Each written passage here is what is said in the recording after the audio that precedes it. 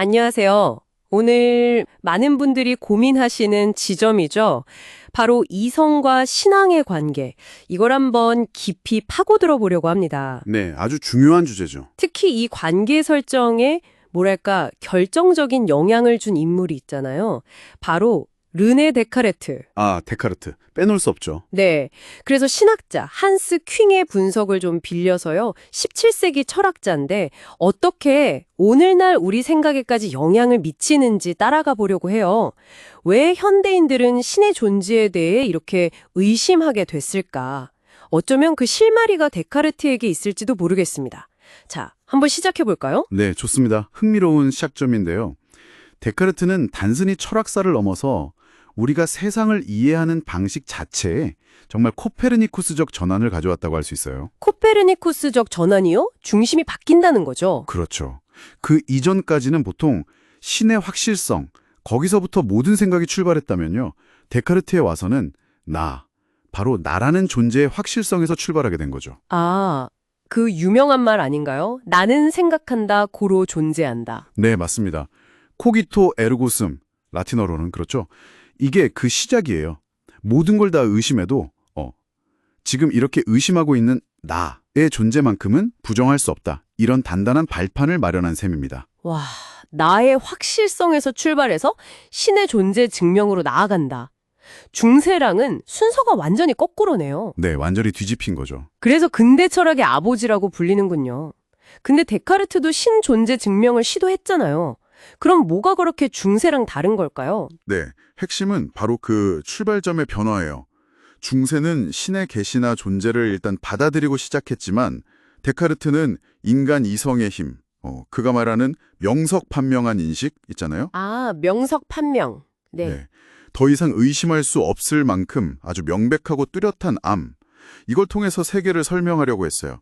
그러니까 주체, 의식 이런 게 객체나 존재보다 먼저 오게 되는 거죠. 철학의 무게중심이 바뀐 거군요. 신이나 우주에서 인간의 인식 능력으로. 맞습니다. 형이상학에서 인식론으로 옮겨왔다고 볼 수 있죠. 이게 또 학문이 신학으로부터 자율성을 얻는 중요한 계기가 되기도 했고요. 근데 여기서 진짜 재밌는 건 데카르트 본인은 되게 독실한 카톨릭 신자였다는 거잖아요. 그렇죠. 그거 참 아이러니하죠. 네. 스웨덴 여왕까지 괴종시켰다는 얘기도 있던데 어떻게 이런 혁명적인 사상가가 자기 신앙이랑은 괜찮았을까요? 충돌 안 하고. 그게 바로 데카르트의 분리 전략 덕분입니다. 분리요? 네. 이성의 영역하고 신앙의 영역을 딱 나눈 거예요. 이성은 명석판명한 지식을 다루는 것이고 신앙은 계시에 기반한 거니까 이성적으로는 좀 모호해 보여도 가장 확실한 진리다. 이렇게 받아들여야 한다고 본 거죠. 근데 이해의 대상이 아니라 의지의 결단 같은 거군요. 네, 그렇죠. 신앙의 내용은 의지로 받아들여야 한다. 뭐랄까, 건물로 치면 1층은 이성, 2층은 신앙. 이렇게 딱 구분해서 서로 간섭 안 하게 하려고 한 겁니다. 한스 퀼은 이걸 그 시대의 이성의 공격으로부터 신앙을 좀 지키려는 시도였다. 이렇게 분석하기도 해요. 아하, 그래서 데카르트 철학에는 뭐랄까 성경에 나오는 구체적인 하느님이나 예수님보다는 그냥 이상으로 파악 가능한 철학자들의 신만 등장하는 거군요. 네, 그런 경향이 있죠. 혹시 이런 생각, 그가 배웠던 토미즘, 그러니까 토라스 아퀴나스 철학 영향도 좀 있을까요? 정확히 보셨어요. 데카르트가 예수의 학교에서 토미즘을 아주 깊게 배웠거든요. 아, 그랬군요. 네, 이성과 신앙, 철학과 신학을 구분하는 소위 두층 이론 있잖아요. 자연 이성으로 알 수 있는 진리랑 계시를 통해 주어지는 초자연적 진리. 이 기본 틀은 사실 아퀴나스에게서 물려받은 유산이라고 볼 수 있습니다. 물론 데카르트가 자기 방식으로 좀 단순화시키긴 했지만요. 그렇군요. 그런데 데카르트가 그렇게 추구했던 명료함, 확실성 이게 정작 본인은 원치 않았을 수도 있는데 신학에까지 영향을 미쳤다는 게 좀 아이러니한데요. 네, 맞아요. 데카르트 자신은 자기 방법이 신학에 직접 쓰이는 걸 좀 경계했거든요. 근데 그의 그 수학적 확실성에 대한 강조가 후대 신학, 특히 19세기 카톨릭의 네오스콜라주의에 큰 영향을 줍니다. 네오스콜라주의요? 그건 뭐죠?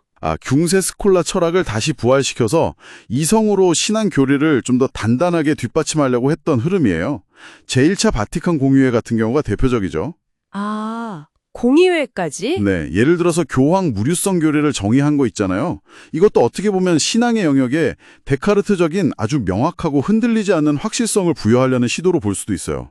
신앙 조항들을 마치 수학 공식처럼 명석 판명하게 만들려고 한 거죠.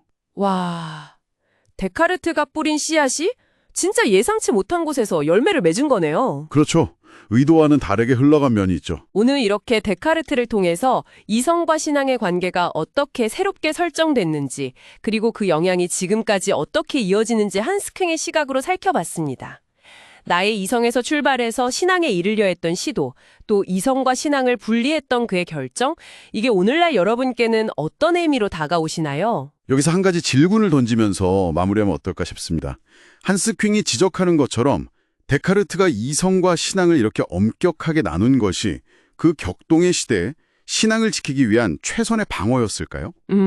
좋은 질문이네요. 아니면 오히려 역설적에게도 이성이 지배하는 공적인 영역에서 신앙에 점점 설 자리를 잃고 그냥 사적인 영역으로 밀려나게 만든 그 시작점이 된 건 아닐까요? 어쩌면 데카르트가 의도치 않게 현대 세속주의의 문을 연 것은 아닌지 이 질문을 한번 여러분께 남겨보고 싶습니다.